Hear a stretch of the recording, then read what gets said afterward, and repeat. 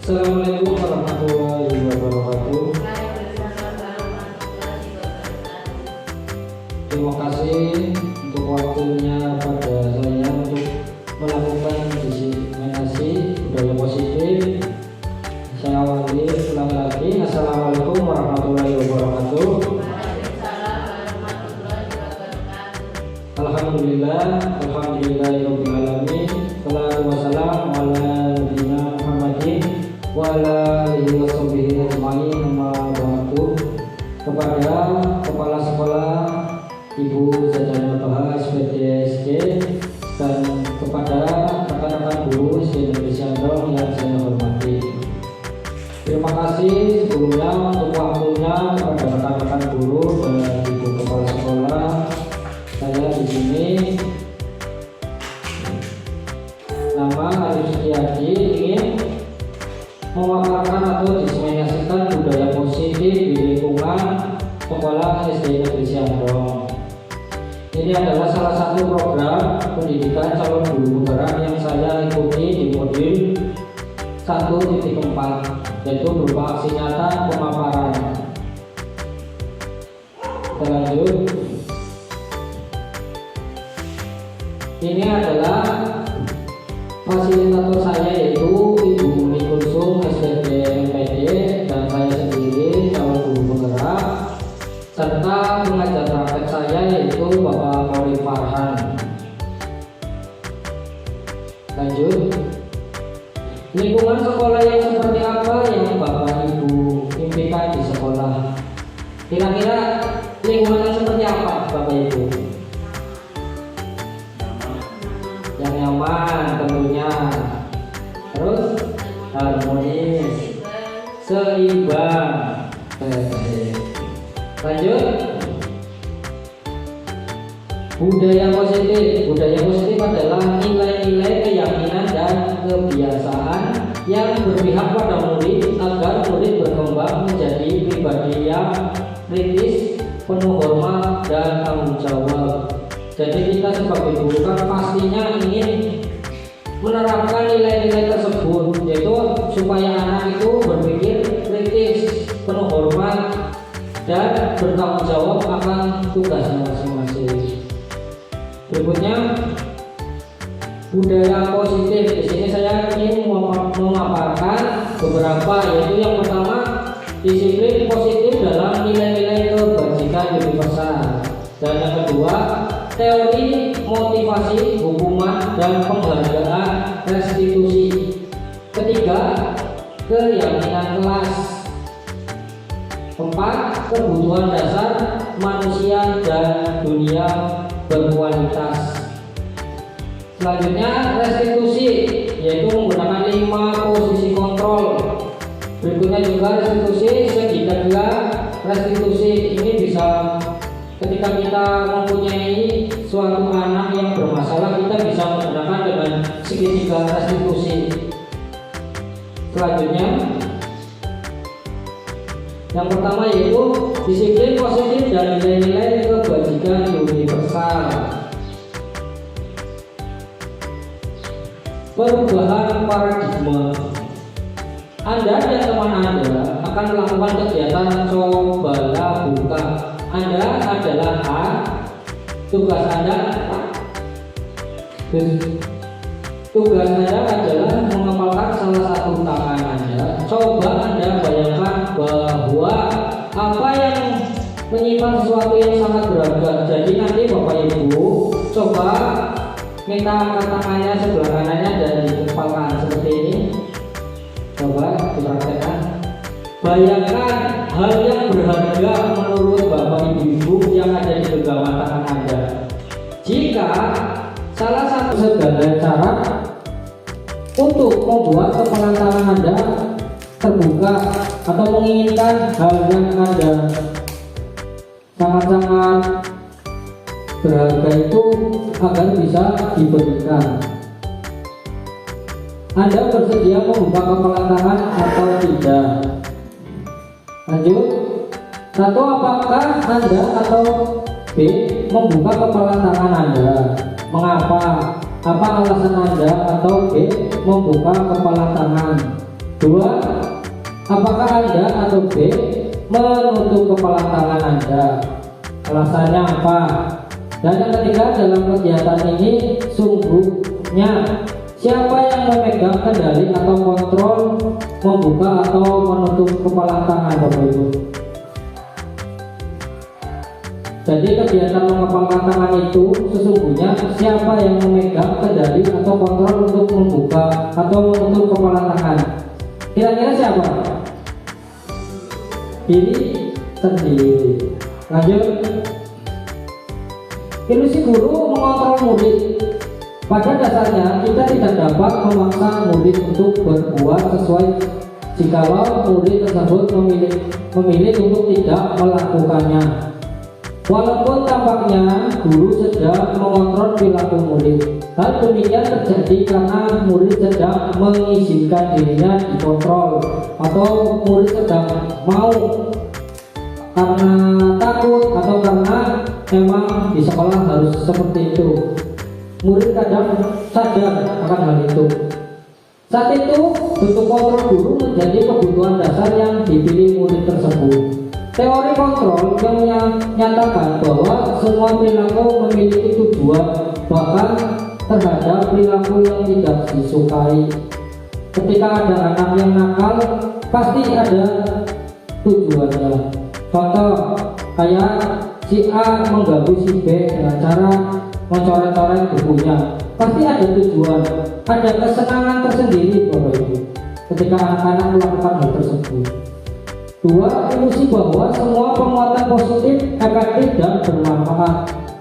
Penguatan positif atau bujukan adalah bentuk-bentuk kontrol. Segala usaha untuk mempengaruhi murid agar mengulangi suatu perilaku tertentu adalah suatu usaha untuk mengontrol murid tersebut dalam jangka waktu tertentu. Kemungkinan murid tersebut akan menyadarinya dan mencoba untuk menolak bujukan kita atas bisa jadi murid tersebut menjadi tergantung pada pendapat sang guru untuk berusaha. Contoh kayak kita pembelajaran sehari-hari, setiap mulai pembelajaran itu kita kan berdoa terlebih dahulu ya, itu kan kebiasaan sehari-hari. Kadang ada anak juga yang tidak ingin berdoa, ngobrol sendiri, ramai sendiri.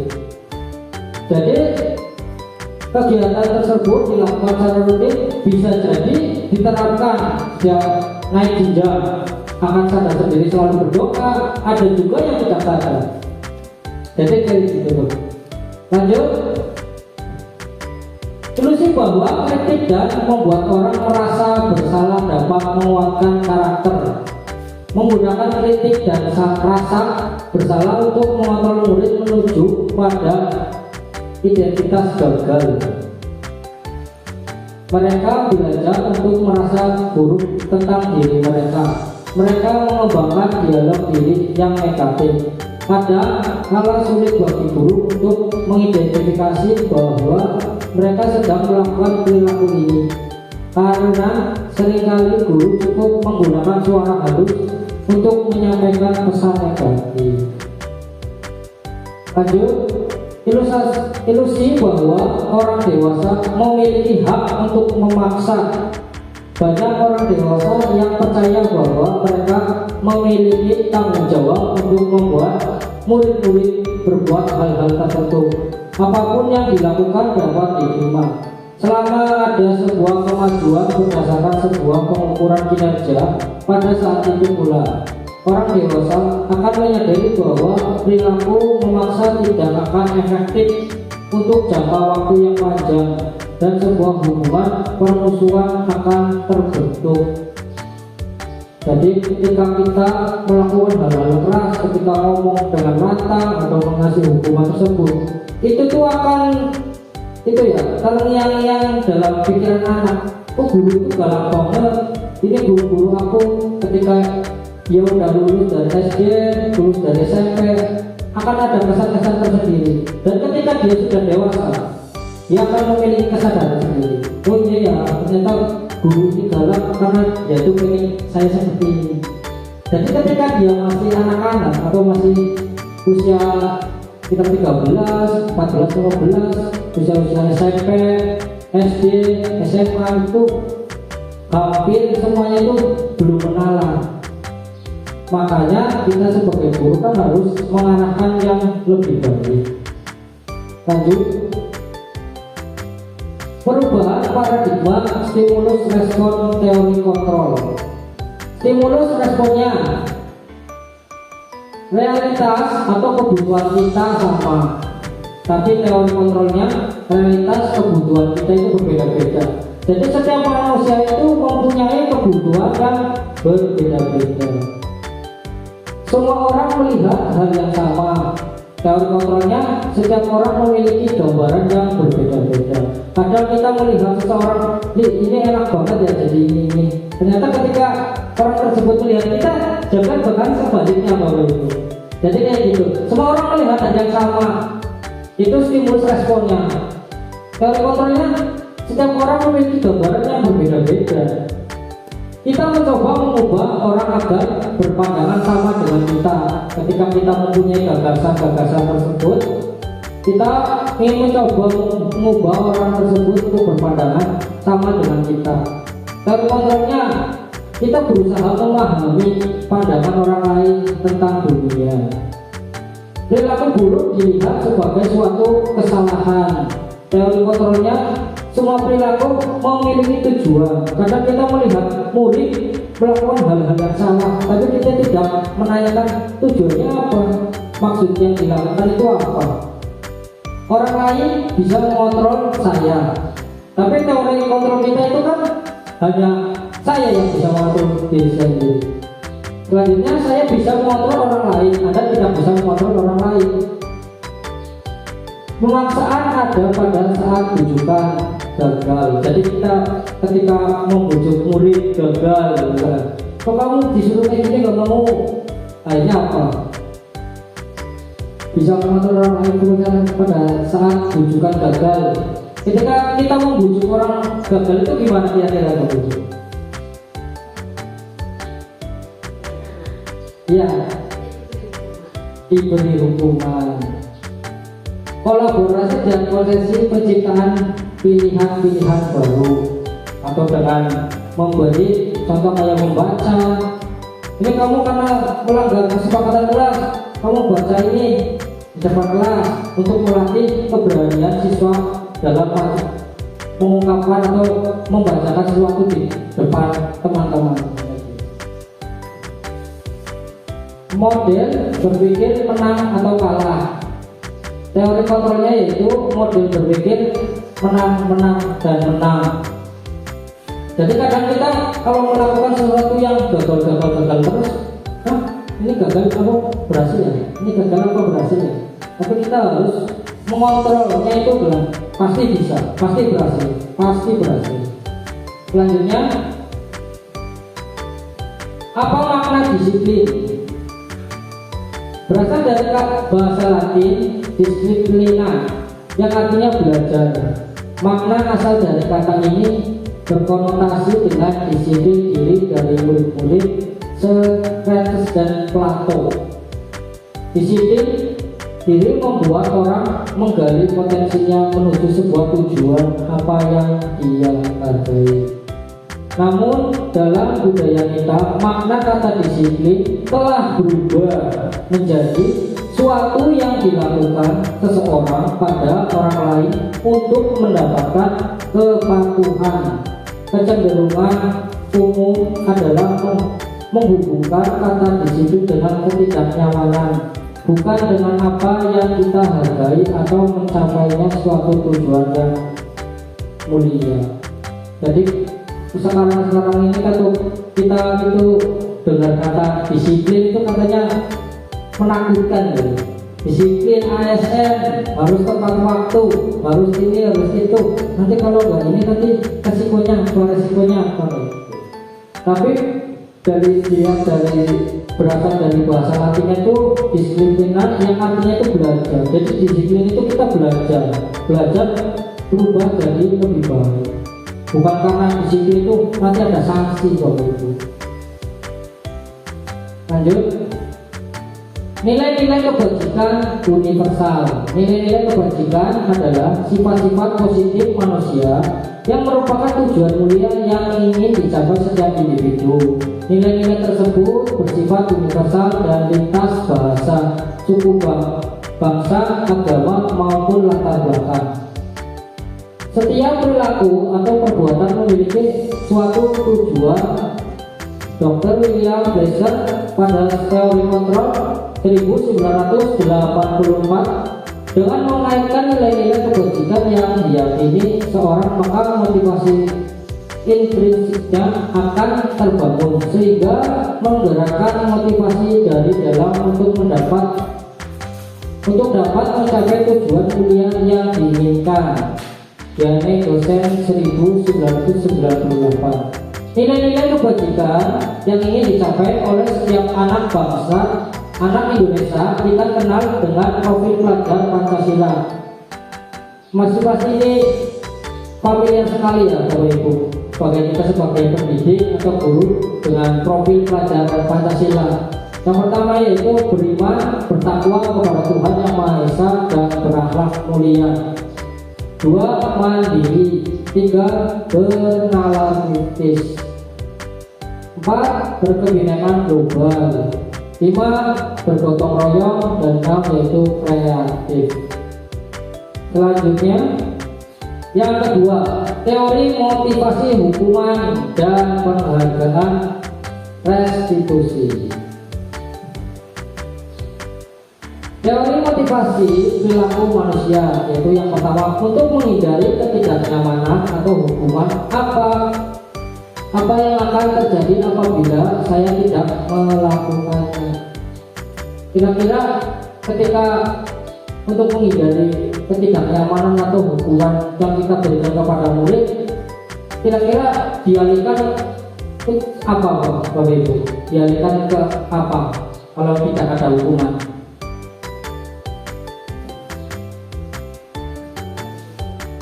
Kira-kira apa kalau tidak ada hukuman? Misalkan ada murid yang melanggar kesepakatan kelas kita, kan pasti kita sudah sepakat ya, kalau anak tersebut tidak melakukan ini, tidak menyesuaikan dengan kesepakatan kelas, kita harus nih contohnya yang nyanyi di depan kelas, itu kan bisa, itu bukan hukuman loh. Jadi konsekuensi ketika tidak melaksanakannya digantikan dengan konsekuensinya, itu untuk tidak menghindari dari hukuman. Untuk mendapatkan imbalan dari orang lain atau institusi, apa yang akan saya dapatkan apabila saya melakukannya?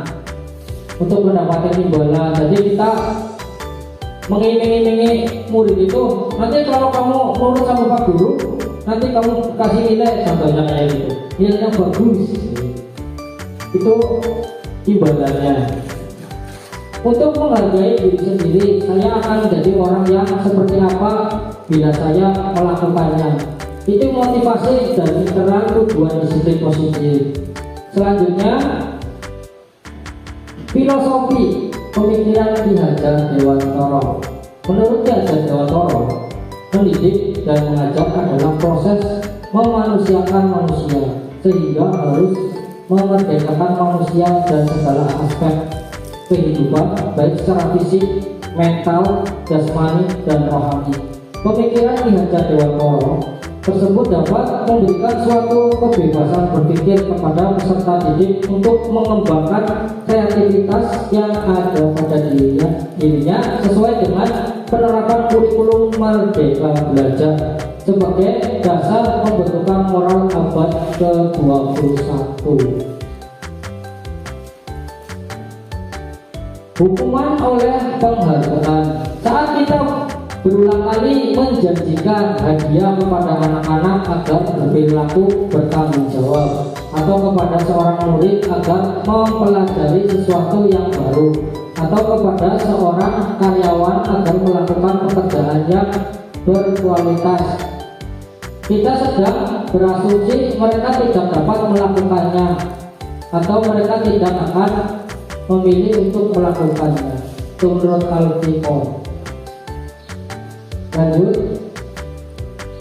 Hukuman oleh penghargaan ini adalah salah satunya pengaruh jangka pendek dan panjangnya. Penghargaan menghukum, penghargaan mengurangi ketepatan, penghargaan tidak efektif, penghargaan merusak hubungan, penghargaan menurunkan kualitas, penghargaan mematikan kreativitas, penghargaan mengurangi motivasi intrinsik. Saya akan berikan contoh, salah satunya itu penghargaan dengan menghukum. Jadi ketika kita memberikan penghargaan dengan menghukum siswa, kita bermotivasi untuk agar kita mendidik siswa itu walaupun menghukum, dia akan berpikir, oh ternyata ini baik. Dengan cara apa? Contoh, si A tidak mengerjakan PR, kita hukum dengan cara membaca di perpustakaan. Itu merupakan penghargaan dengan cara menghukum. Kalau selain pelajaran olahraga kan kita nyuruh anak lari 50 kali halaman, itu kan salah. Ada lagi, sekarang itu hukuman-hukuman itu hampir ditiadakan. Lanjut, bentuk program kebajikan apresiasi.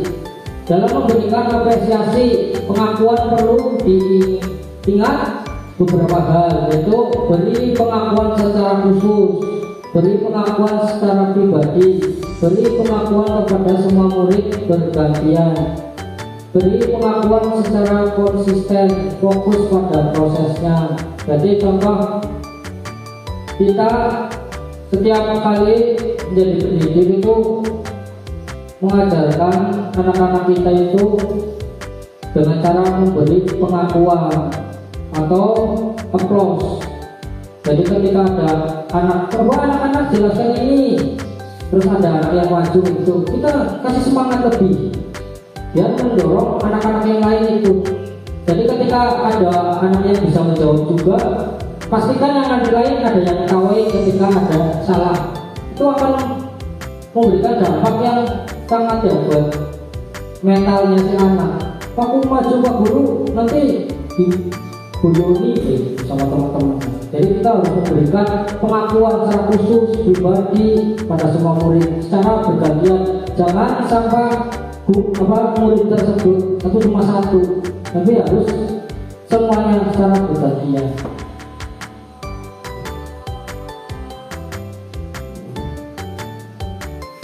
Lanjut, contoh pengakuan apresiasi kebajikan. Jadi yang pertama, pembuka nilai kebajikan situasi. Kemarin saya perhatikan rasa empati besar sekali. Situasi pada saat menolong murid baru di kelas kita. Pembukaan, saya menghargai nilai kebajikannya itu kepedulian. Situasinya pada saat kamu membantu teman-teman di tugas kelompok. Terima kasih untuk nilai kebajikannya, rasa tanggung jawab. Rasa tanggung jawab pada saat kamu memungut kertas-kertas yang berserakan di lantai. Izin dipercepat Ibu. Tindakan guru mencatat 100 kali di dalam buku kalimat saya tidak akan terlambat lagi karena terlambat ke sekolah. Kira-kira hukuman atau konsekuensi Bapak Ibu? Coba kita lihat. Hukuman. Lari mengelilingi lapangan basket 2 kali karena terlambat hadir di sekolah. Hukuman apa? Hukuman. Murid diminta untuk push up 15 kali karena tidak menggunakan masker ke sekolah. Mengganti kertas tugas teman yang telah dicoret-coret. Konsekuensi. Membersihkan tumpahan kain di meja tulis karena tersenggol pada saat belajar. Murid disuruh untuk tidak mengenakan sepatu seharian di sekolah karena tidak mengenakan sepatu hitam. Hukuman. Terakhir, lari mengelilingi lapangan basket 2 kali karena terlambat 10 menit untuk pelajaran PJOK. Kira-kira apa? Itu konsekuensi karena ini pelajaran PJOK. Lanjut. Perbedaan hukuman dan konsekuensi. Hukuman, suatu yang menyakitkan harus terjadi. Konsekuensi itu suatu harus terjadi. Membuat anak sakit fisik maupun hati untuk jangka waktu lama.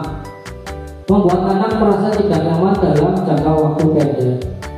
Anak membenci kedisiplinan. Anak menghargai disiplin. Paksaan, stimulus tanggapan. Mendorong anak menyakiti diri sendiri. Mendorong anak agar mudah menyesuaikan diri. Konsep diri yang buruk, konsep diri yang baik. Anak belajar untuk menyembunyikan kesalahan. Anak belajar untuk mematuhi peraturan.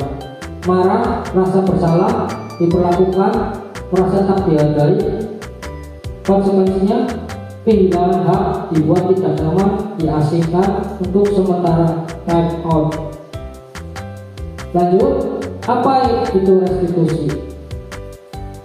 Restitusi adalah proses menciptakan kondisi bagi murid untuk memperbaiki kesalahan mereka sehingga mereka bisa kembali pada kelompok mereka dengan karakter yang lebih baik, lebih kuat. Restitusi juga merupakan proses kolaboratif yang mengajarkan murid untuk mencari solusi untuk masalah mereka dan membantu murid berpikir tentang seorang seperti apa yang mereka inginkan, tujuan, dan bagaimana mereka harus memperlakukan orang lain. Menurut dosen 2004. Lanjut. 9 ciri-ciri restitusi. Yang pertama, bukan untuk menebus kesalahan, namun untuk belajar dari kesalahan. 2, memperbaiki hubungan. 3, tawaran bukan pasangan. Yang keempat, restitusi menuntun untuk melihat ke dalam diri. 5, restitusi mencari kebutuhan dasar yang mendasari tindakan. 6, restitusi diri adalah cara yang paling baik. 7, restitusi fokus pada karakter bukan tindakan. 8, restitusi fokus pada solusi. Dan yang terakhir 9, restitusi mengembalikan murid yang berbuat salah pada kelompoknya. Lanjut. Nomor 3 yaitu keyakinan kelas. Mengapa tidak peraturan saja? Mengapa harus keyakinan kelas? Yaitu mengapa kita memilih peraturan harus menggunakan helm bila mengendarai kendaraan roda 2? Kira-kira apa? Tuh. Mengapa kita memilih peraturan harus menggunakan helm bila mengendarai kendaraan roda 2? Untuk apa pakai helm? Melindungi diri kita, yakin bisa terlindungi karena kita mengikuti peraturan. Mengapa kita memilih peraturan 3M, menggunakan masker, mencuci tangan, dan menjaga jarak 1,5 meter? Apa itu? Mengapa kita memilih peraturan 3M? Mencegah, betul sekali. Mengapa kita memiliki peraturan harus datang tepat waktu pada saat mengikuti pelatihan? Kira-kira apa?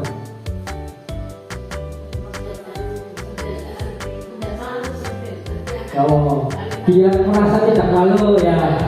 Boleh. Untuk mendukung motivasi inspirasi kembali ke nilai-nilai atau keyakinan-keyakinan yang lebih menggerakkan seorang dibandingkan mengikuti serangkaian peraturan-peraturan.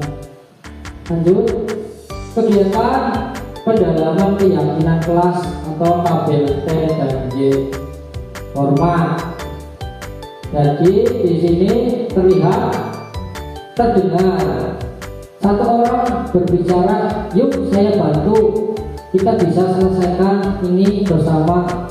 Terima, tolong ya, permisi, boleh saya pinjam, nanti akan segera saya kembalikan. Yang terlihat berempati terhadap perasaan orang lain, menggenggam barang milik orang lain hanya dengan isinya. mendengarkan dengan seksama, senantiasa berbuat baik, terus berbagi. Perilakunya tersenyum, ramah, memberikan salam hormat, berjabat tangan, namaste, meletakkan tangan di dada atau saling, memberikan ruang bekerja, postur tubuh yang tenang, hormat, tampak seperti datang tepat waktu, tidak tampaknya itu sering hadir terlambat, menyapa teman dan guru setiap hari, tidak tampaknya tak acuh kepada teman dan guru, tampak seperti mengembalikan barang teman yang telah dipinjam dan mengucapkan terima kasih, tidak tampaknya tidak mengembalikan barang yang telah dipinjam dan meletakkan sembarangan. Bekerja, tampak seperti tekun bekerja dan menyimak guru.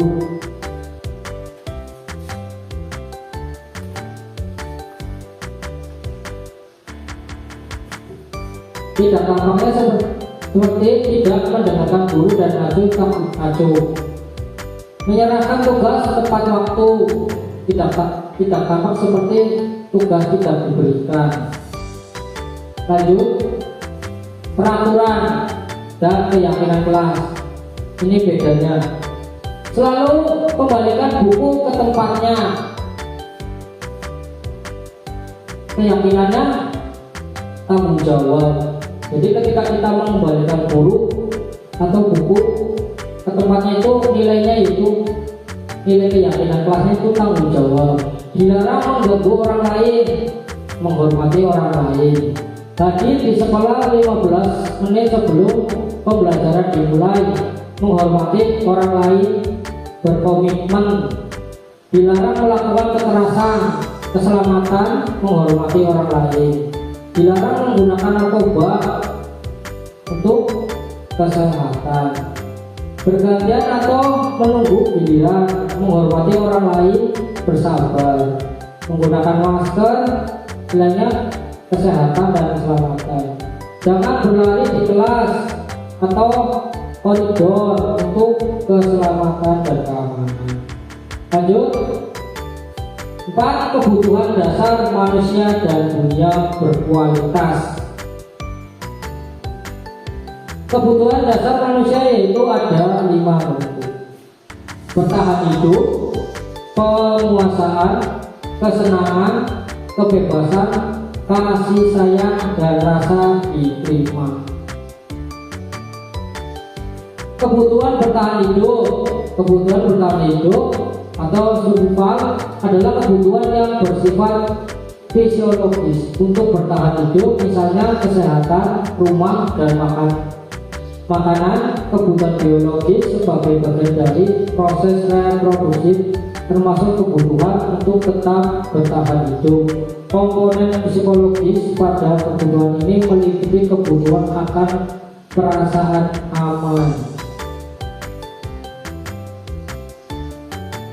kasih sayang, dan rasa diterima. Kebutuhan untuk diterima, kebutuhan untuk disayangi dan diterima meliputi kebutuhan akan hubungan dan koneksi sosial, kebutuhan untuk memberi dan menerima kasih sayang, dan kebutuhan untuk merasa menjadi bagian dari suatu kelompok.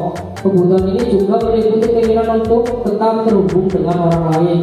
Anak-anak yang memiliki kebutuhan dasar kasih sayang dan rasa diterima yang tinggi biasanya ingin disukai dan diterima oleh lingkungannya. Lanjut, penguasaan, kebutuhan pengakuan atas kemampuan yang dikuasai. Kebutuhan ini berhubungan dengan kekuatan untuk mencapai suatu, menjadi kompeten, menjadi terampil, diakui atas prestasi dan keterampilan kita, didengarkan dan memiliki rasa harga diri. Kebutuhan ini meliputi keinginan untuk digapai berharga, bisa membuat perbedaan, bisa membuat pencapaian, kompeten, diakui, dihormati. Ini meliputi self-esteem dan keinginan untuk meninggalkan pengaruh. Lanjut, kebebasan, kebutuhan akan pilihan, kebutuhan untuk berbasis Bebas adalah kebutuhan akan kemandirian, otonomi, memiliki pilihan dan kemampuan mengendalikan arah hidup seseorang. Anak-anak dengan kebutuhan kebebasan yang tinggi menginginkan pilihan, mereka perlu banyak bergerak, suka mencoba-coba, tidak terlalu terpengaruh orang lain, dan senang mencoba hal baru dan menarik. Lanjut, kesenangan kebutuhan untuk merasa senang. Kebutuhan akan kesenangan adalah kebutuhan untuk mencari kesenangan, bermain dan tertawa. Belajar menghubungkan kebutuhan akan kesenangan dengan belajar. Anak-anak dengan kebutuhan dasar kesenangan yang tinggi biasanya ingin menikmati apa yang dilakukan. Mereka juga bisa berkonsentrasi tinggi saat mengerjakan hal yang disenangi. 5 posisi kontrol. 5 posisi kontrol dulu. 1 sebagai penghukum, 2 sebagai pembuat rasa bersalah, 3 sebagai teman, 4 sebagai pemantau, dan 5 sebagai manajer. 1. Posisi penghukum, posisi kontrol ini masih diterapkan oleh beberapa guru dengan anggapan hukuman mempercepat penyelesaian masalah tanpa memikirkan dampak buruk yang ditimbulkan.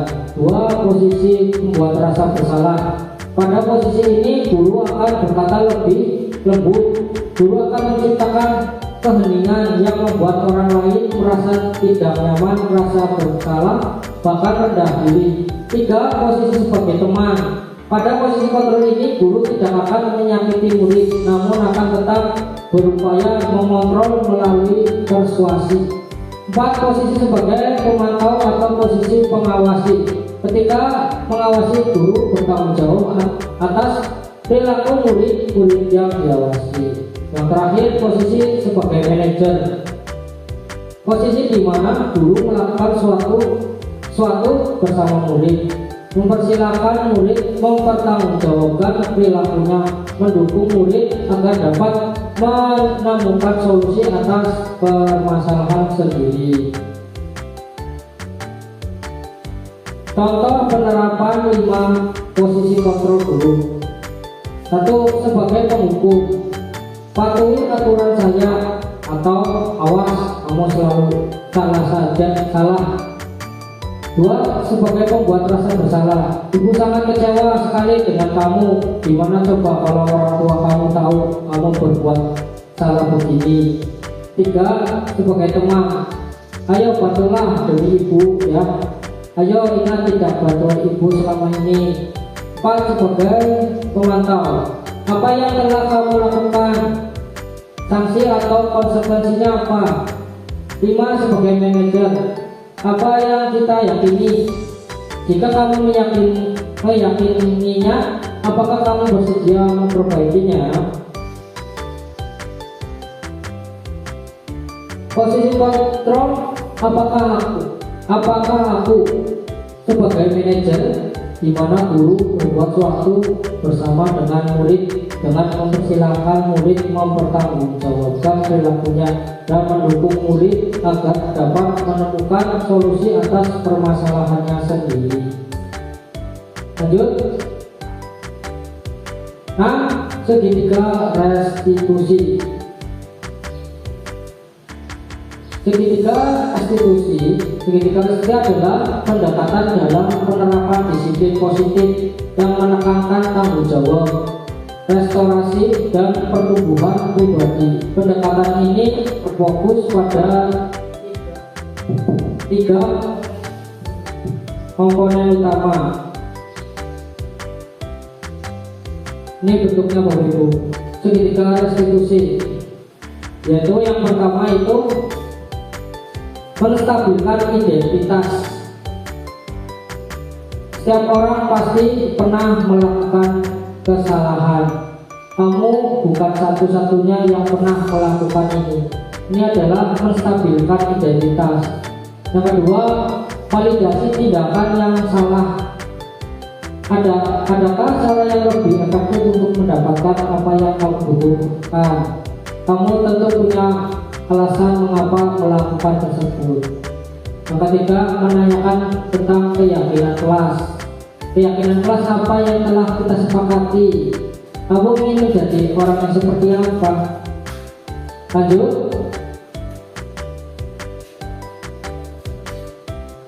Menstabilkan identitas. Guru berkata, berbuat salah itu hal yang manusiawi.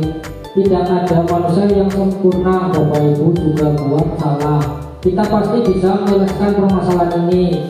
Bapak atau Ibu tidak tertarik untuk mencari tahu siapa yang benar, siapa yang salah. Bapak Ibu lebih tertarik untuk menyelesaikan masalah. Kalau kamu menyalahkan diri sendiri terus-menerus, apakah kamu bersikap baik pada diri sendiri? Itu cara menstabilkan identitas. Yang kedua, validasi tindakan. Guru berkata, kamu bisa saja kan melakukan hal yang lebih buruk, tapi kamu tidak melakukannya. Kamu pasti punya alasan mengapa melakukannya. Apa yang penting bagi kamu? Kamu boleh tetap berusaha menjaga sikap itu, tapi tambahkan sikap yang lain yang baru. Maukah kamu belajar cara lain untuk mendapat yang kamu butuhkan tanpa harus memukul? Apakah kamu bisa melakukan dengan lebih baik lagi? Dan yang ketiga, menanyakan keyakinan kelas. Guru berkata, apa nilai yang kita percayai di kelas atau sekolah kita? Nilai-nilai universal apa yang telah kita sepakati? Kelas yang ideal itu seperti apa sih? Kamu ingin jadi anak yang seperti apa? Apa yang kamu rasakan ketika kamu melakukan itu? Kamu menjadi orang yang seperti apa? Terima kasih Bapak Ibu. Itu adalah diseminasi budaya positif yang saya katakan. Kurang lebihnya mohon maaf. Saya akhiri. Wassalamualaikum warahmatullahi wabarakatuh. Assalamualaikum warahmatullahi wabarakatuh.